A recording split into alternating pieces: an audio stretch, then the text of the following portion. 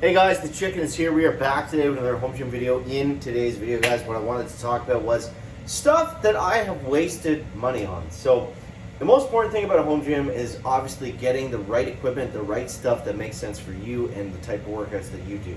So I wanted to go over some of the mistakes that I've made in hopes of helping you guys out to not make the same mistakes. So let's take a look at the gym kind of overall on a whole here.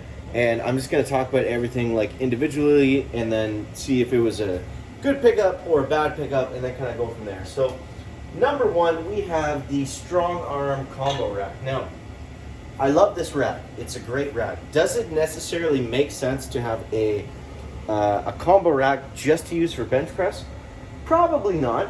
But at the same time, I don't regret it because this is literally the best bench press I've ever used in my life, and I have set a couple PRs on it. So I'm gonna move the camera up a little bit here. We're slipping. Actually, I can just move it backwards maybe so we can actually see what I'm talking about.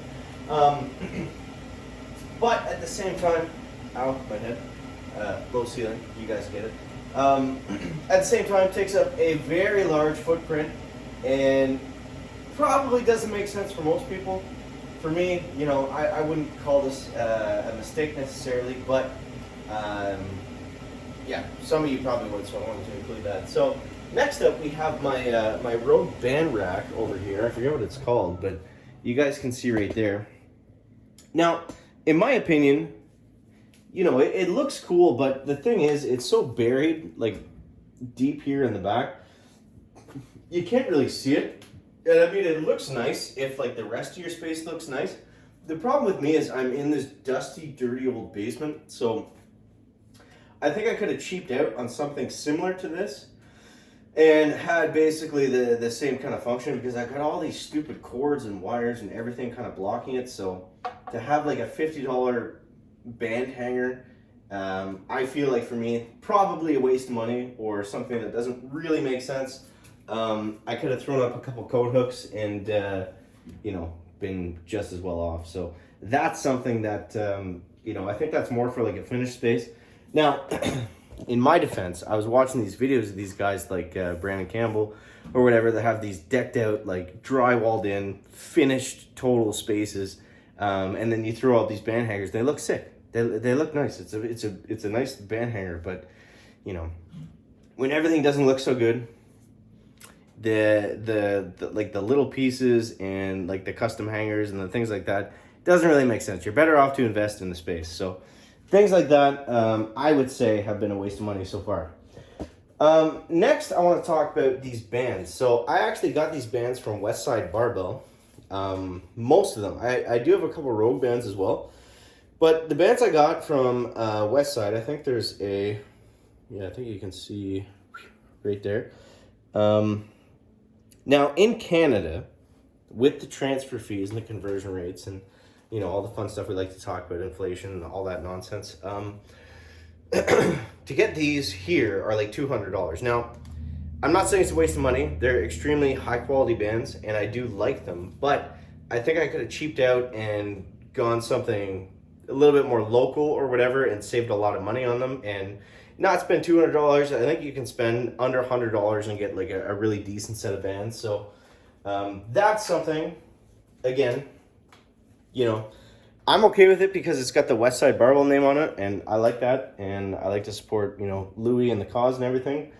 But for most people, I feel like that would be a definite thing to talk about that you wasted money on. Next, we have Barbell Collars. So these are the Rogue, I believe they're the Rogue Oso collars.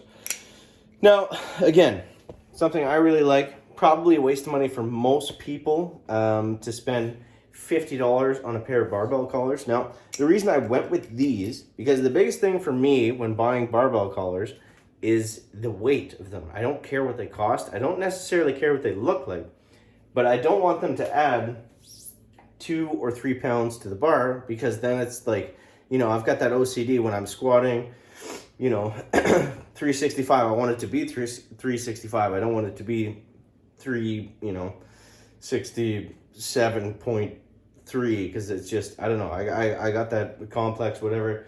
I like it to be, like, I like to put on the collars and they add nothing to the weight. And I know you're thinking, well, just use spring collars. Spring collars suck. They don't usually work. So I wanted something that was sturdy and heavy duty, but didn't add any weight to the bar. So that's why I went with these, but a little bit expensive. I think they're around $50. So that probably doesn't make a lot of sense. Definitely something I could have, again, sourced out cheaper, maybe Squat Racks Canada or Irwin Fitness or something like that. Okay, what do we got next? We got the whole rack. Now, with the rack and everything, I think I did it pretty well, bang on. I don't really have a lot of regrets. The only thing that I don't really like is the cross member over here. So you guys can see this. Now this is essentially made for pull-ups.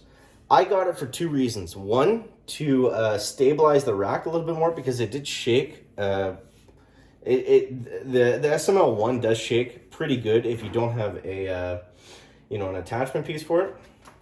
And number 2, something to throw bands around that you can just do like a centered like band pull or lat pull down, stuff like that. The problem is where it sits, and I didn't realize this until I bought it, is it's basically directly on my eye level. So it kind of defeats, I wouldn't say defeats the purpose of the mirrors, but it definitely is annoying when I'm squatting and I'm trying to line up and it's like I'm looking like directly into the bar. It's kind of annoying. I mean, I could put it a little bit, like I could put it one more notch down, but then, it's not the right height for bands and that kind of thing. So I think, had I known that, I think what I would have done is put a bar between the floor joists and cut a hole in between the middle and just raised up like that, because then it would be at the perfect height for basically everything that I need it for. And with the plate storage, the rack's not going to shake that much, but yeah, cross member definitely something that I would have rethought knowing how it actually worked for me. But yeah, so the next thing over here, I'll bring you guys down. Just bear with me 1 second. I have this plyo box from Bells of Steel, and this was a mistake, basically my fault. So there's nothing wrong with it. It's a great plyo box, and I mean, as you can see, I definitely need a table for some of the random stuff that I have, but I don't use this for anything. Obviously, I'm not doing box jumps in the confined space that I'm in.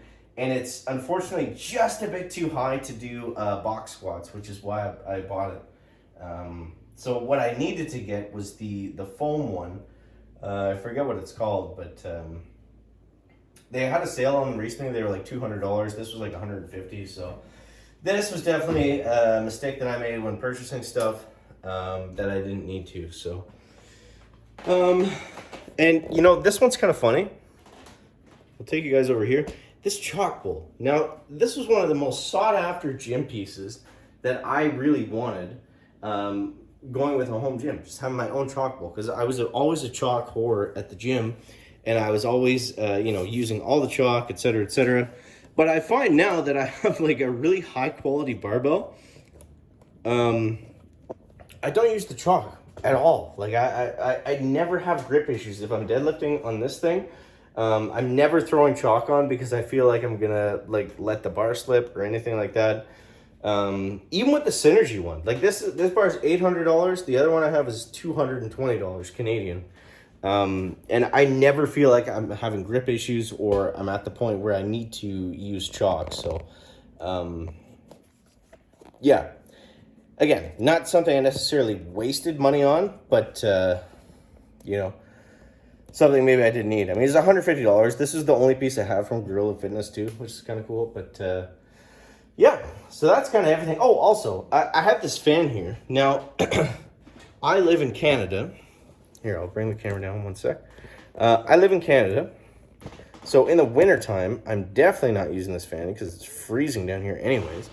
And in the summertime, I find that I don't use it either because it's cold in the basement. So, yeah, it's nice to have, and it's a great fan, and it was only like $60 at Home Depot or whatever, but I just find that I don't really use it. Or, you know, sometimes I'll use it just to move the air around or whatever, but other than that, I don't really use it. So that's kind of everything that I would maybe go back and do over again. Not necessarily that I hate it or I love it, but I think a lot of this stuff, and probably for most of us too, I think a lot of this is like, you know, it's hard to decide, right? It's hard to decide and hard to know what's going to be good for you until you actually have it, until you're actually using it. So hopefully that helps some of you guys out. If you enjoyed the video, I appreciate if you subscribe to the channel. As always, guys, thank you so much for watching. That is going to wrap it up for the video today. Make sure to leave a like if you found it interesting, entertaining, or informative. Catch the next one, guys. Check it out. Back.